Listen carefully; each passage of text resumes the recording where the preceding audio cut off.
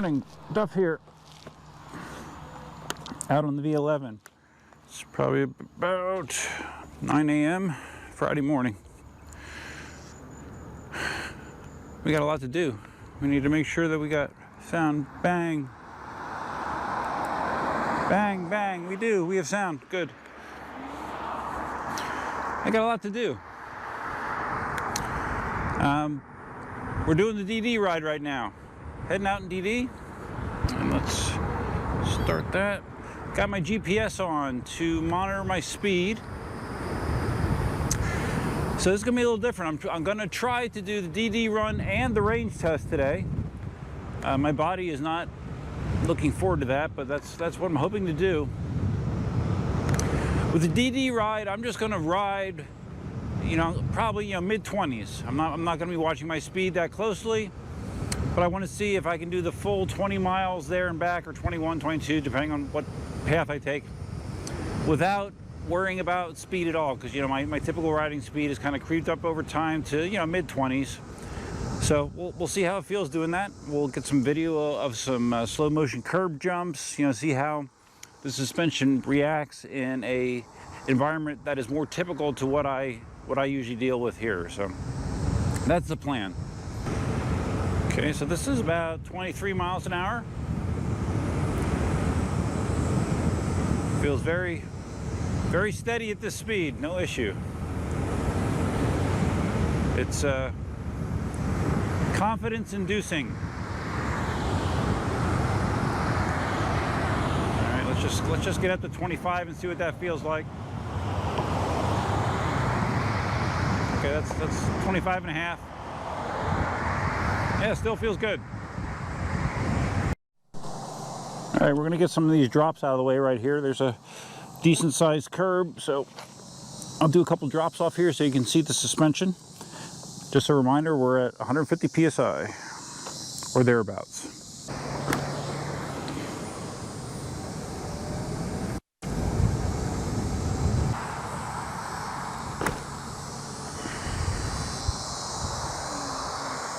All right, so there's a couple quick hitters.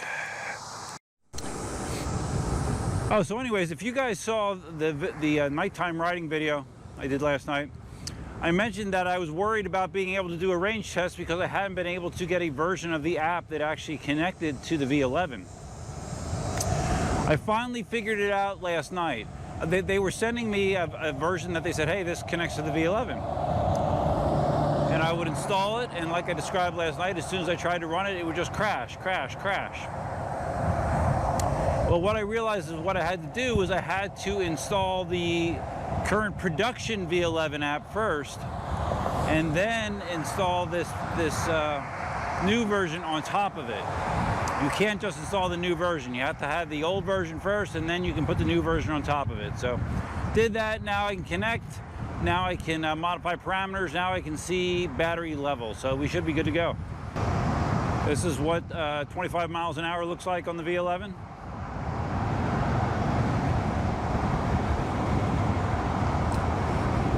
A small bump.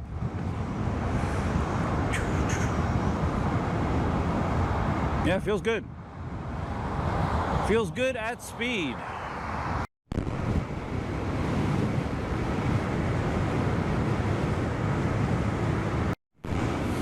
So in addition to trying to jam in the remaining video I want to do for the V11, I'm trying to coordinate in like getting some yard work and house chores done. So I'm going to be probably, riding to Dunkin' Donuts, throw this in the charger. Maybe I get the yard weed whacked a while. Do the range test, and then maybe come back and mow. So, yeah, I multitask.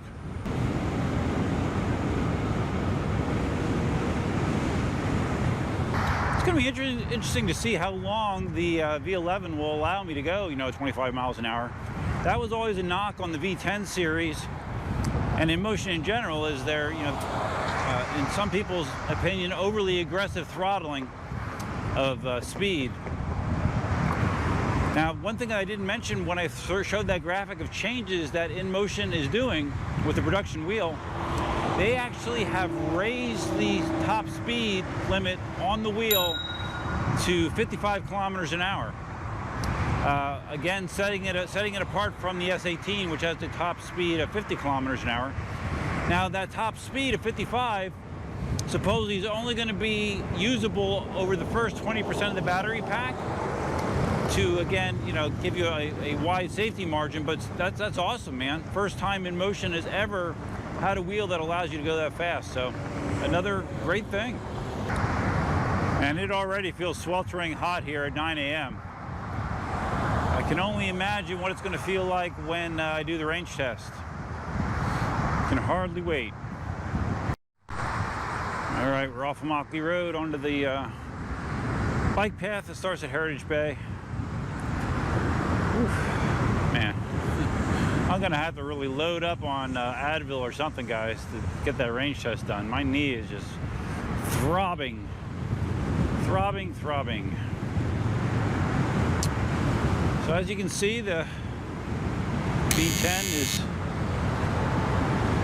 maneuverable at speed, steady at speed. Yeah, right now it feels like a normal wheel, more or less, because I don't have very many bumps to deal with. But when I do hit little changes in elevation, it makes them less impactful on me. So that's a good thing. As I'm hitting a couple of these little bumps and stuff, I'm thinking actually on the road I can probably drop the PSI a little bit. It feels a little bit little too high, I think, for normal road stuff. I think maybe, you know, dropping 20-30 PSI may not be a bad thing, but it's that's a cool thing, man. You guys can tweak it to your liking, to your preference.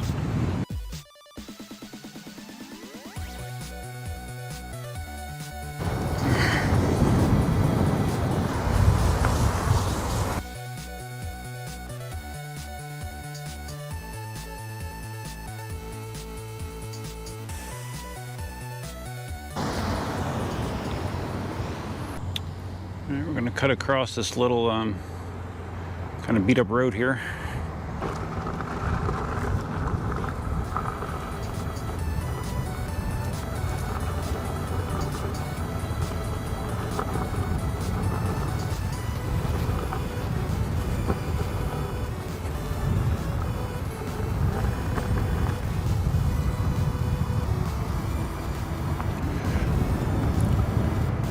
No bubbles, no troubles.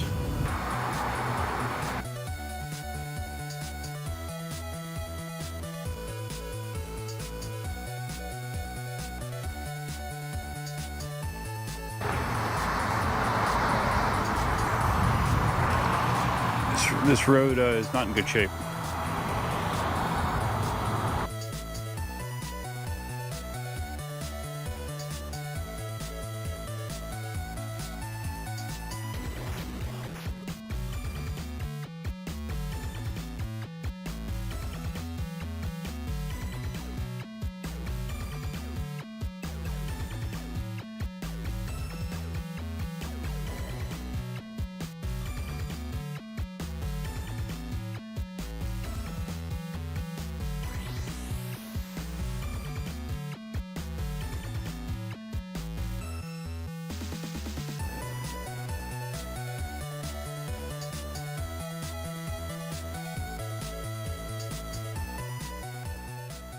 That's a pretty solid drop.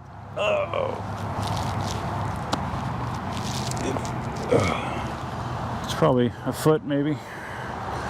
That's enough. Yeah, I definitely think for road conditions I could drop the PSI down some. I'll drop it some for the range test. 150 is probably overkill for this terrain. The path right before Dunkin' Donuts is blocked by this equipment. Can I get past there? Not super easy. Let's see, maybe I can. I see other footsteps and bike tires here, so let's see if I can do it.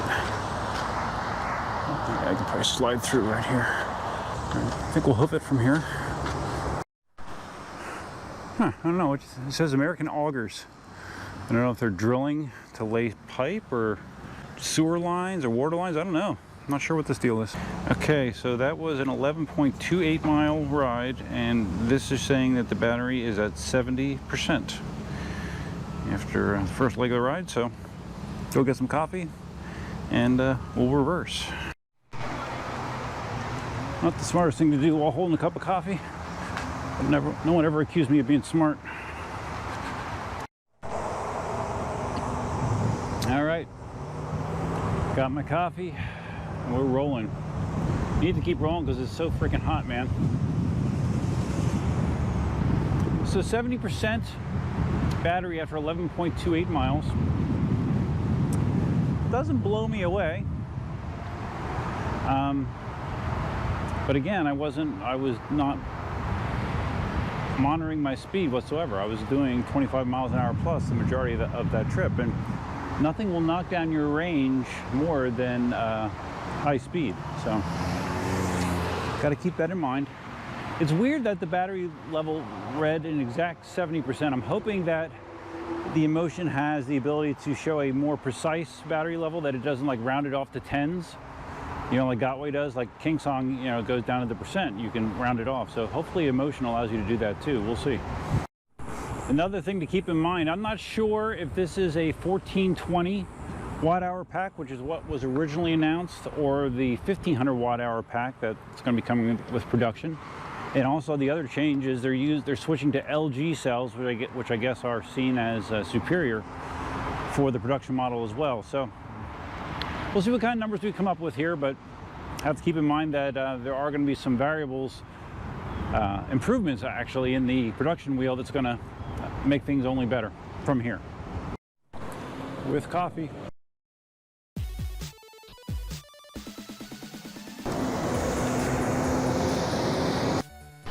While I'm waiting here at the light, one other thing I wanted to correct when I was talking about the improvements that Inmotion's making to the production V11, I talked about the suspension travel increase.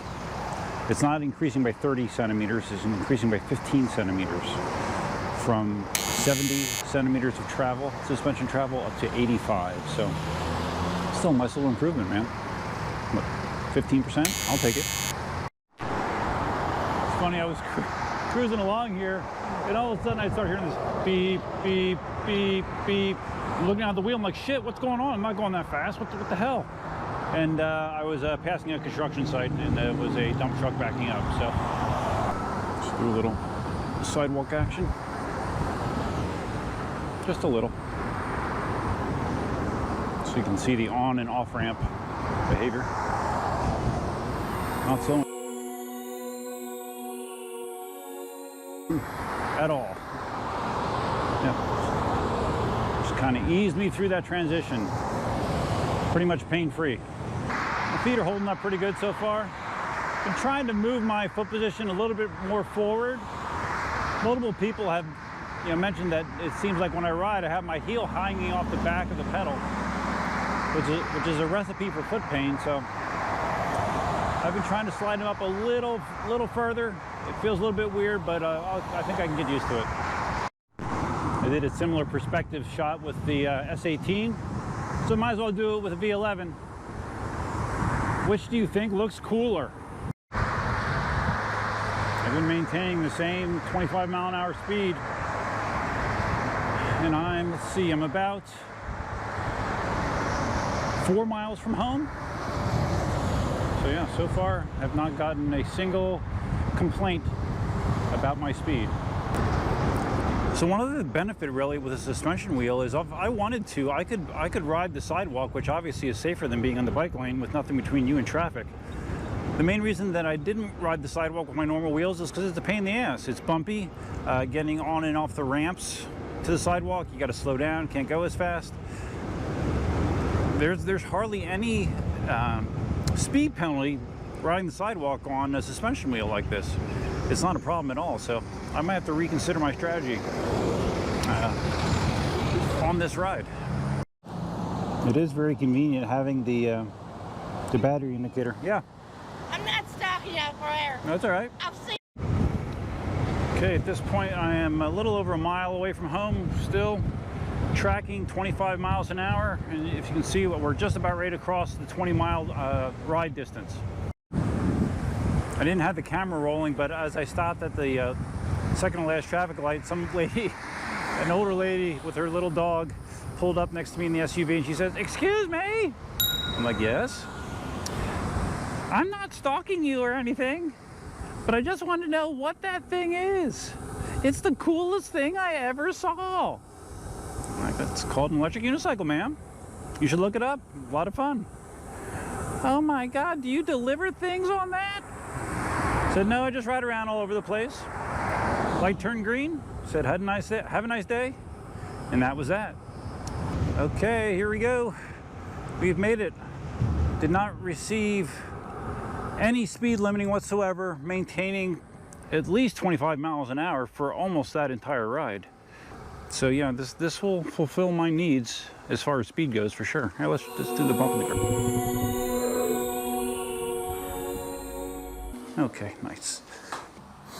Okay, if you look at that battery indicator, are there 6 or 5 lights normally? Shit, I should know that. I think there's 6. So based on that, I would guess that we're about halfway through the pack.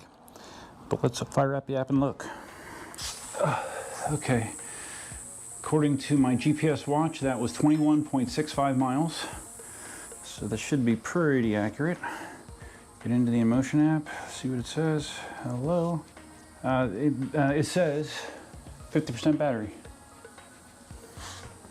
I just switched to the camera view for some reason. So if you didn't see that, yeah, 50%. What are you doing? I'm not sure. Okay. 50% battery. It said the max speed, according to the app that I went on that trip, was 46 kilometers an hour. Temperature, max temperature, 50 degrees Celsius. I got it stuck in camera mode somehow, accidentally. I don't know how I did it. All right, well, when in doubt, kill the app and reconnect. I wanted to see what the battery voltage was at, if I could see that on one of these screens. The app estimates that I have 61 kilometers of range remaining. Okay, now it shows, okay, now it's showing the battery 51%. So maybe it was just a coincidence that at Dunkin' Donuts I saw 70, and here I saw around number 50. Now it's recovered a little bit to 51%. So take that back. Maybe it does increment as I would hope. That's what I'm thinking now. So looking for, if I can see the battery voltage. I'm not finding it, but that doesn't mean about the vehicle. Here we go. Okay, the current voltage after 20 miles is 74.8 volts. So you guys like to crunch numbers, there's a number you can crunch. All right, so about half the pack for a 21-mile ride. That would make me think that hopefully I could get 40 miles out of the wheel, not worrying about my speed so much. Of course, you're not gonna be going 25 miles an hour when you're down to 10% or whatever, but not bad. It's gonna be interesting to see how riding at 18 to 20 miles an hour is going to contrast. It will definitely be interesting. So that was fun. Performed great, man. Super comfortable on the road. Like I said, if I was gonna be, if this was my wheel, I might bump the pressure down a little bit for road use. I think that 150 PSI was very good for me at the swamp. On the road, I think I could probably go a little bit less, but no complaints otherwise. Great feel on the open road, cruising. And got to rest up to go do my range test this afternoon. All right, so if you guys found this video interesting, please give a big thumbs up. If this is your first time visiting the channel, please consider subscribing. If you're going to subscribe, you can also consider hitting the notify bell, which is over there. I don't know if I'm on film or not. Oh, it's over there. Big thanks to Jason from eWheels for allowing me to continue to test this wheel, not giving me a hard time about keeping it. I am trying to get as much information out there in the community as I can, because I know there was a shortage of it for quite a while. Feel free to leave your comments, suggestions, ideas, and thoughts about the Dunkin' Donuts ride, how the V11 performed on it. Performed great as far as I'm concerned. And I'll talk to you guys soon. I'll be back in not so long. That's all I have for now. Till next time, Duffman out. Oh boy. Old man noises.